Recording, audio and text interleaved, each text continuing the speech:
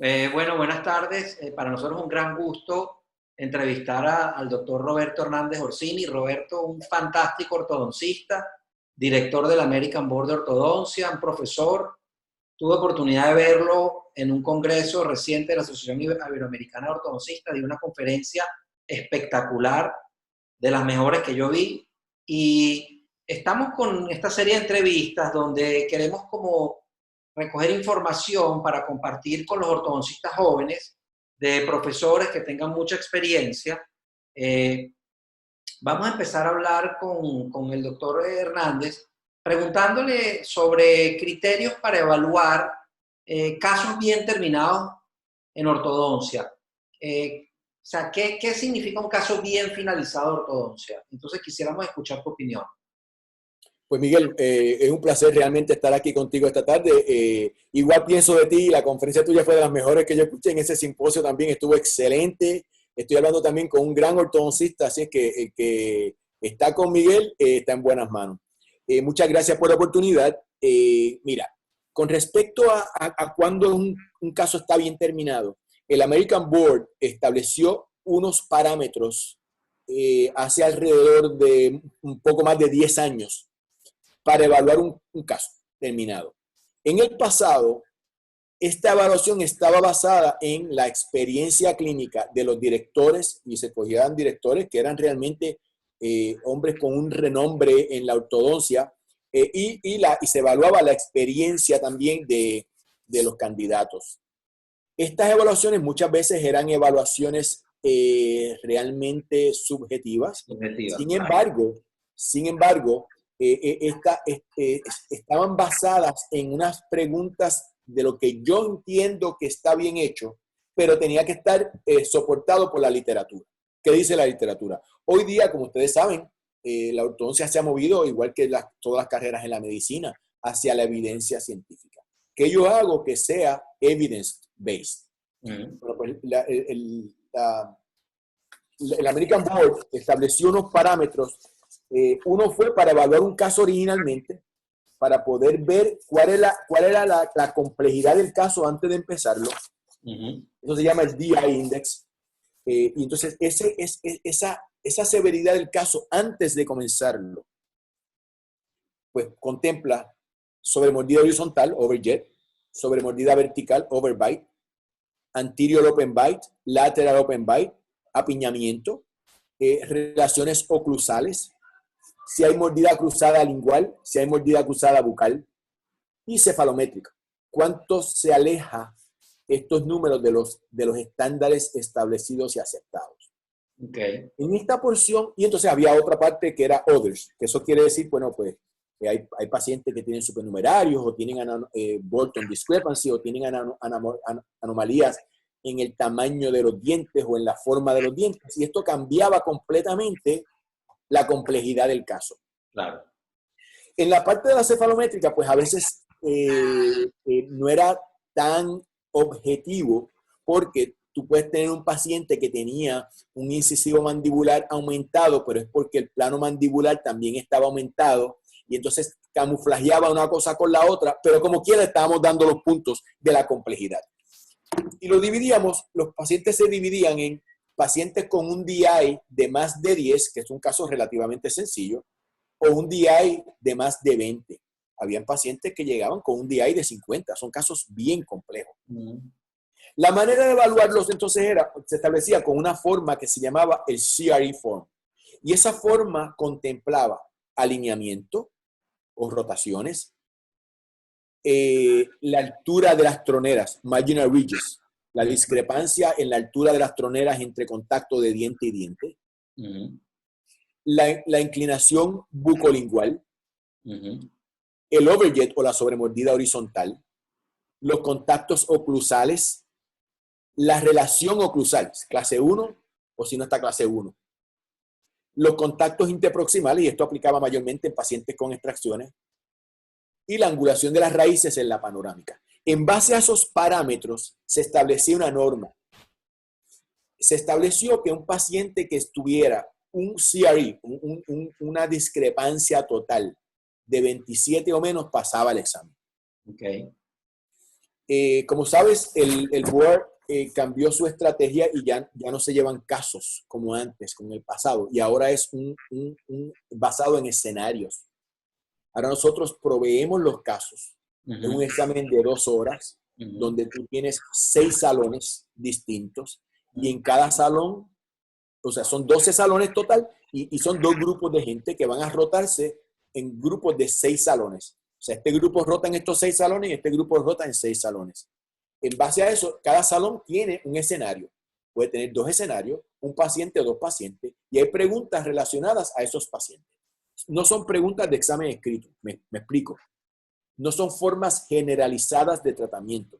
No te voy a preguntar cuáles son las alternativas para poner un canino. Eso es una pregunta de examen escrito. Te voy a preguntar, en este caso específico que te estoy preguntando. Entonces, en base a ese caso es que tú vas a contestar la pregunta.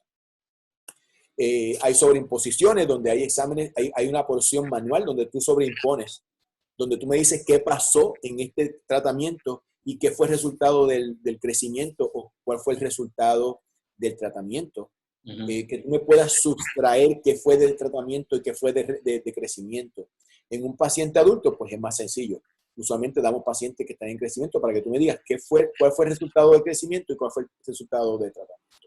Pero sigue usándose como quiera para evaluar estos casos que estoy presentando en el escenario. Sigue usándose la forma de CRE porque tú debes ser capaz de decirme, este paciente tiene una discrepancia de marginal ridges, los contactos oclusales están abiertos, la oclusión está abierta, o no está clase 1, o no está clase, o sea, no está full step clase 2, digamos, en extracciones de primeras premolares solamente maxilares, que la molar está clase 2 y el canino está clase 1, ¿no? Cuáles son los contactos oclusales, la relación en el segmento bucal, cómo está el paralelismo de las raíces. O sea, que estas formas universales las seguimos usando de otra dimensión ahora. Tenemos todavía candidatos que aún están tomando el examen de casos, donde, por ejemplo, en el proceso de banking, que es que tú llevaste 5 casos en vez de 6 y te queda un caso, tú todavía puedes llevar un caso si quieres llevarlo y lo vamos a evaluar con el sistema viejo. Pero de ahora en adelante, los casos todos son basados en scenario.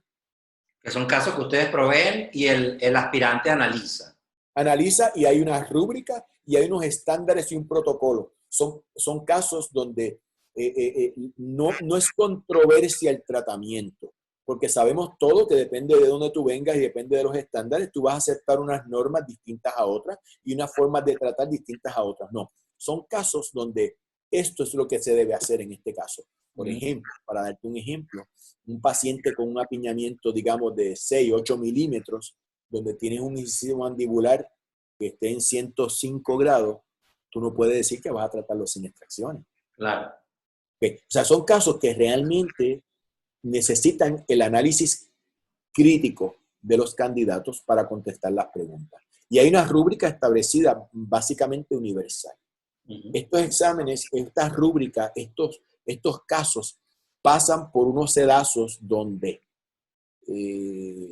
hay muchas veces 20, 25 revisiones de la misma pregunta antes de someterla al examen.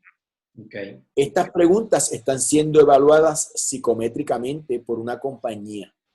De manera que si esa pregunta todo el mundo la falló, eso no es una buena pregunta. Y claro, entonces hay unas cifras de discernimiento donde sabemos si esa pregunta fue una buena pregunta o no fue una mala pregunta para eliminarla y no contarla. Claro, para que no sea capciosa o esté, claro. fuera de la curva, supongo. Claro. Pero el estándar de tratamiento de lo que estamos buscando sigue igual. Donde queremos una relación canino, clase 1, donde la relación molar debe ser clase 1, excepto en pacientes donde se hagan unas extracciones que sean asimétricas, ¿no? Pero como regla general, los contactos oclusales deben estar cerrados, deben tocar las cúspides en oclusión. Sabemos pues que las cúspides bucales del segmento mandibular deben ocluir con la fosa central de los dientes maxilares y la cúspide palatal de los maxilares deben ocluir con la fosa central de los mandibulares. Y debe haber contacto. Y ese contacto se evalúa en los modelos, si hay contacto. Las rotaciones, igual, o sea, hay una regla que el ABO provee para que podamos medir la discrepancia. Hay una regla donde marcamos si el canino está justo clase 1 o no está clase 1. Y nosotros sabemos lo que es una clase 1. Y a veces aceptamos un paciente, ya está clase 1. No, no está clase 1. Clase 1 tiene que estar en este espacio. Bueno, pues igual que marginal ridges, la inclinación bucolingual se mide, la curva de Wilson se mide en el arco mandibular, se mide el overjet. A veces tenemos una discrepancia de Bolton y si no la consideramos vamos a terminar con overjet. Nosotros los latinos muchas veces tenemos este marginal ridge palatal en los centrales maxilares, que sabemos cuando terminamos la oclusión tenemos que hacer un ajuste, porque si no lo hacemos van a chocar y va a quedar con overjet. Pues eso también se considera en este proceso. La relación oclusal, los contactos interproximales de que no deben estar abiertos y el paralelismo de las raíces. Una pregunta. En cuanto a tratamientos que son terminados o casos terminados, ¿qué recomendaciones tienes tú para mejorar la estética final? Vemos muchos autores que, por ejemplo, recomiendan reshaping, vemos autores que recomiendan plastias. Quisiera que nos hicieras un comentario sobre eso. Y la otra cosa que te quiero preguntar, recientemente estoy viendo conferencias de Angelis, de los webinars. Ellos están viendo mucho los modelos por palatino para ver el engranaje, porque muchas veces por vestibular el caso se ve bien engranado, pero por palatino no está bien engranado. Quisiera que nos hicieran unos comentarios sobre esas dos cosas que te estoy preguntando. Claro, buena pregunta. Nosotros siempre evaluamos, y las fotografías siempre son por bucal. Tenemos todo el cemento bucal, pero no sabemos cómo está en palatal. Y eso tiene que ver con el torque de los dientes que están ocluyendo. Por ejemplo, si el cemento bucal maxilar tiene demasiado torque, la cúspide palatal no va a estar en oclusión y va a estar abierta. Y nosotros queremos ver el contacto y por eso evaluamos los modelos desde la parte de adentro. Para eso hay ejercicios y nosotros proveemos en el board modelos. Ya no es como en el pasado que el candidato traía sus modelos y nosotros los evaluamos el día antes, de manera que cuando el candidato viniese al otro día ya sabemos la evaluación del caso completo. En estos momentos, nosotros lo que hacemos es que le proveemos a los candidatos el modelo y entonces ellos lo miran por dentro y me dicen si hay contactos o no hay contacto. Pero sí, tiene que haber contacto por palatal, tiene que haber contacto igual. Claro, porque muchas veces las fotos en las conferencias las toman por bucal y no se sabe nada y no ves cómo engrana y entonces son casos con interferencia. Claro. Y esas interferencias son igual de importantes esas interferencias porque si tú tienes el torque exagerado en ambos arcos, en el maxilar y el mandibular, por bucal se va a ver espectacular, pero por dentro no chocan y va a haber interferencia en excursiones, claro que sí. Quisiera que nos comentaras ya como ortodoncista clínico, más bien, todos estos procedimientos de finalización, de detalles finales, todo lo que tiene que ver con arquitectura gingival, bordes incisales, curva de la línea de la curva, de la sonrisa, lo que ha explicado mucho tu mentor, el doctor Sarver. Quisiera que nos explicaras un poco de eso y compartieras un poco de eso. Pues mira, yo usualmente la posición del bracket, la parte artística que nosotros hacemos realmente como ortodoncistas es donde yo quiero mis dientes anteriores y los posteriores, claro, una vez terminado el caso. De acuerdo a ese plan original es donde yo voy a poner mi bracket de ortodoncia. Por ejemplo, en un paciente donde yo quiero cambiar esa línea de sonrisa y que ese arco me quede lo más paralelo posible al labio inferior, yo quiero poner el bracket ligeramente más cervical de lo usual, pero proporcional al de abajo. El de abajo también lo tengo que poner un poquito más incisal para poder extruir más los de arriba, los maxilares, porque si no lo hago voy a tener una interferencia. Y mordida abierta posterior, y para cerrar esa mordida va a tener que ser expensas de extruir los posteriores, voy a aumentar el plano mandibular y voy a aumentar el tercio inferior, no controlando la parte vertical. En esos casos quiero intrusión de los anteriores mandibulares, no quiero que se vean, y quiero entonces extruir un poquito más los anteriores maxilares. Para intruir los anteriores maxilares, yo usualmente, y esto soy yo uso como estándar, en vez de 4.5 del borde incisal, yo uso 5 en los centrales maxilares. Y entonces pongo ese central un poquito más largo, no 0.5 milímetros, lo pongo más o menos 0.75 milímetros, más corto la discrepancia del central con el lateral. El canino lo pongo a esa altura y entonces los otros dientes posteriores, los premolares y las molares, pues la pongo un poquito más a cruzar para cambiar la línea de sonrisa y que los dientes maxilares, extruirlos y que se vean más cónsonos con el labio inferior una vez el paciente se sonríe. Sabemos que si cambiamos la altura del bracket, también vamos a cambiar la posición, el torque expresado en esa receta que tenemos. Yo uso ROF en mi práctica. Y vamos a cambiar ese torque, dependiendo si lo ponemos más cruzado o lo ponemos más cervical. Hay recetas que son de torque alto, y entonces si lo pones el bracket lo pones más alto o bajito, va a afectarse aún más porque el torque era alto. Y lo vemos al final cuando trazamos la placa y la comparamos. Lo mejor que hay que hacer en estos casos es, al terminar un caso que creemos que está bien terminado, es mirar los modelos al final y mirar la cefalométrica y trazarla y ver qué yo hice aquí, que ese caso me quedó tan bien para poder establecer mi estándar, qué es lo que yo quiero hacer. Mira, si tal vez la sonrisa no me quedó como yo quería, pues tal vez yo debería entonces subir los brackets un poquito más cervical. Tal vez podría hacer estos cambios. Yo usualmente en el detalle final del tratamiento corro gomas en zigzag con un alambre tal vez un poquito más liviano.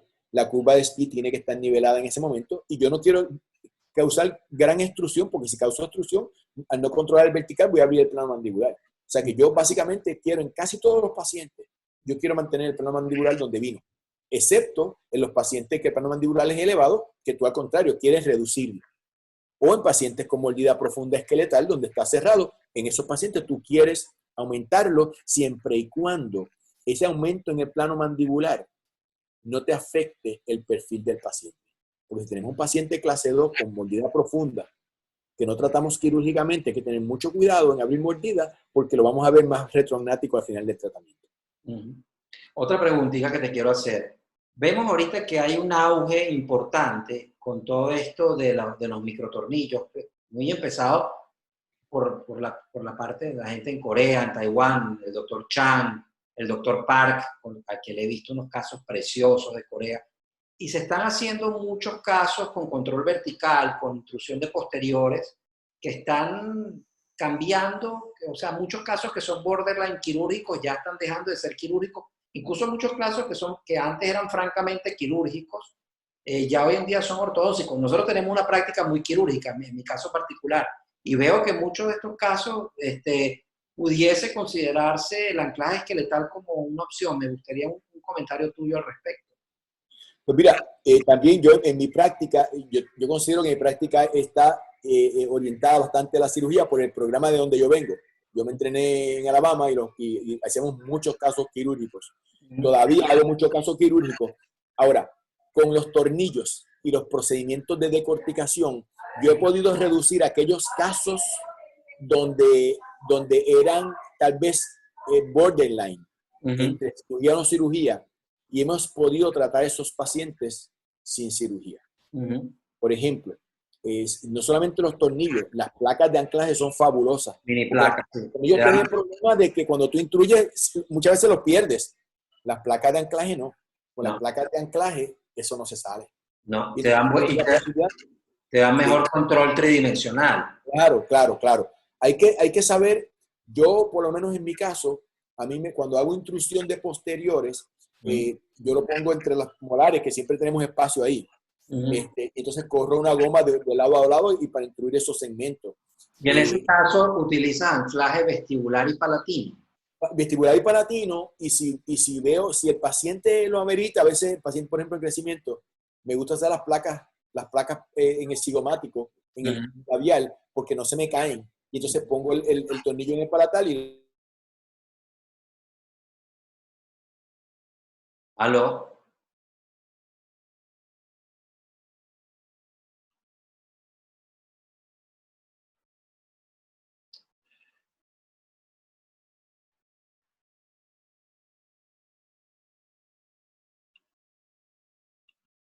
un borderline de que la maxila estaba tal vez un poquito más larga de la cuenta.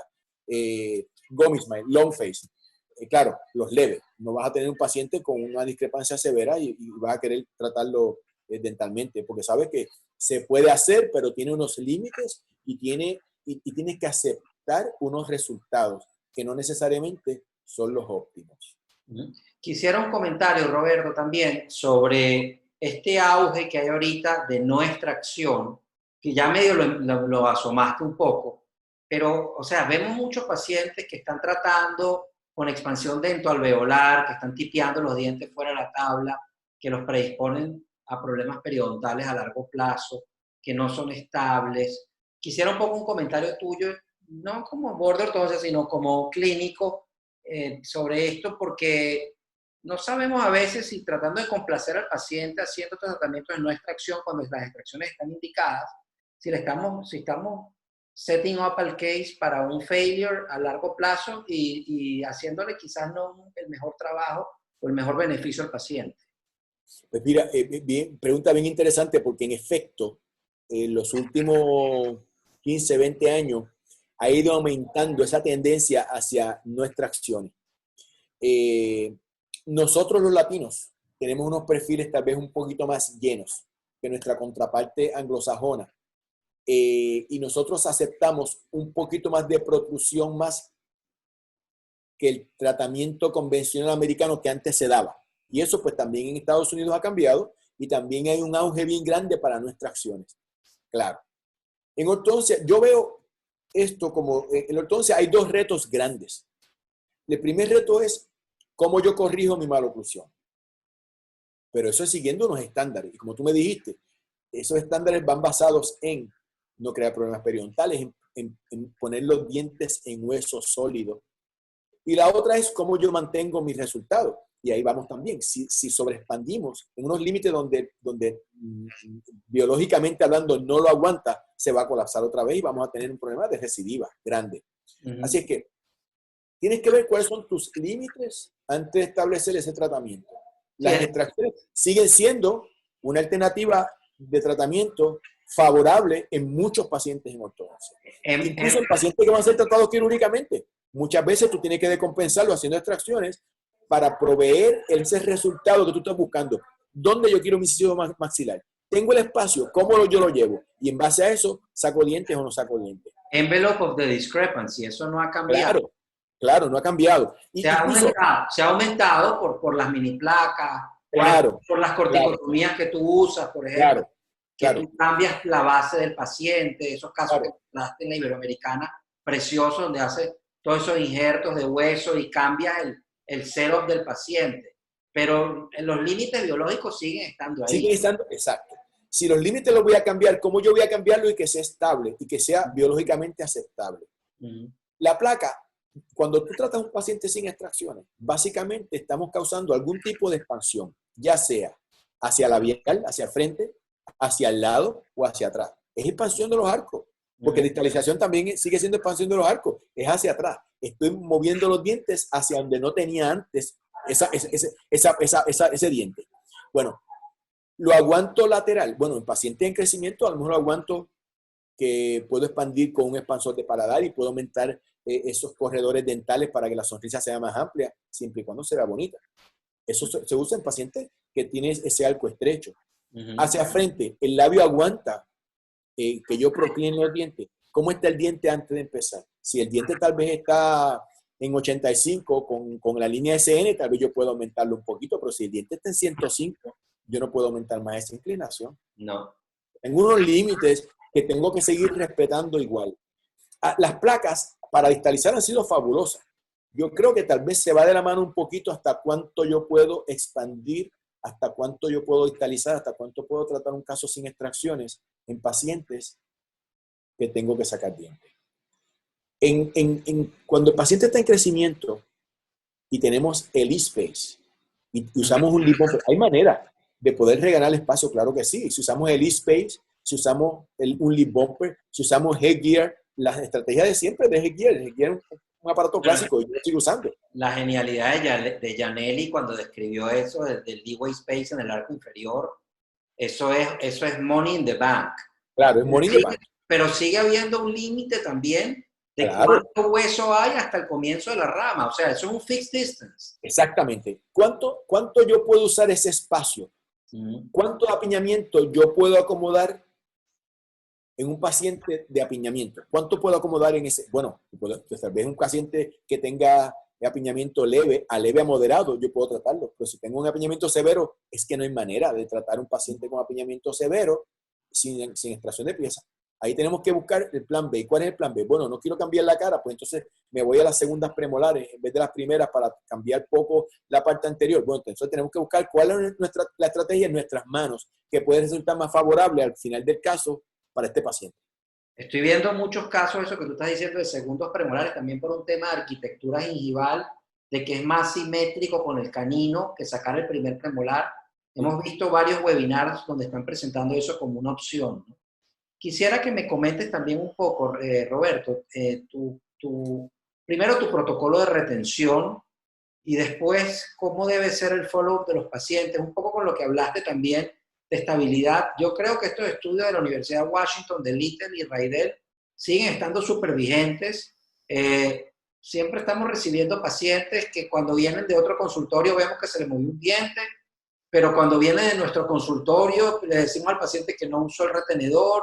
Es decir, la verdad es que los dientes se mueven y ocurre migración mesial fisiológica y tenemos una responsabilidad con la estabilidad y con la retención a largo plazo de los pacientes. Me gustaría un comentario sobre eso.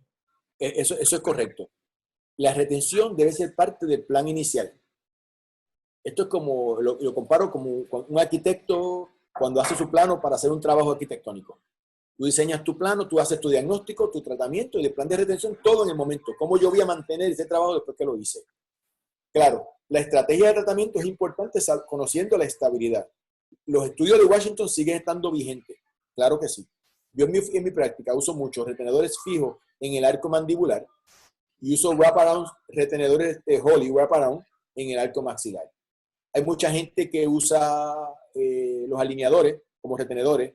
Yo uso un alineador, como quien dice, de emergencia. Yo se lo doy el día que yo remuevo los aparatos, yo le doy al paciente un alineador de emergencia ese mismo día en lo que llega el retenedor de ortodoncia. O sea que yo le doy 2 retenedores al paciente. Si el paciente quiere usar el alineador transparente de día y el retenedor de noche, lo puede usar. Específicamente, en pacientes de mordida abierta, me gusta usar el alineador transparente. Sin embargo, se ponen feos, a veces el paciente no tiene cuidado, se rompen. A mí me sigue gustando más el retenedor, el Holly. Yo a mis Hollys les incluyo una doble barra en la parte anterior. Son un poquito más complicados. Yo los uso wraparound, les sueldo una barra de loop a loop, una segunda barra, porque muchas veces si se me mueve un solo diente, yo puedo doblar esa segunda barra para alinear ese diente y dejar el resto intacto. Sí, haces como una especie de spring aligner, pero ya viene con el retenedor. Exacto. Y entonces me ha funcionado de maravilla. Siempre, si la retención, pues hay pacientes que por alguna razón, hay pacientes aún con extracciones o sin extracciones.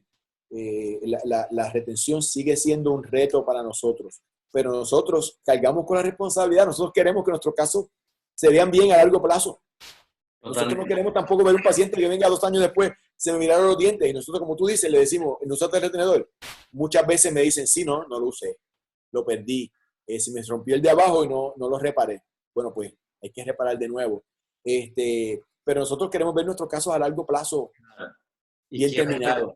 Quieres que venga el segundo y el tercer hermano y que queden contentos. Claro. Y tú quieres encontrarte a esa gente en la calle y se rían y digan, esto lo hizo usted. Exactamente. No hay mejor satisfacción que esa. Exactamente. Bueno, Roberto, creo que vamos a quedar hasta acá porque la idea es una entrevista corta de 35 minutos. Muchísimas gracias. Un gran abrazo hasta Puerto Rico y seguimos pendientes. Claro que sí. Un abrazo, nos estaremos comunicando, Miguel, y un abrazo fuerte a los colegas de Venezuela. Un abrazo. Gracias, Roberto. Hasta luego. Okay.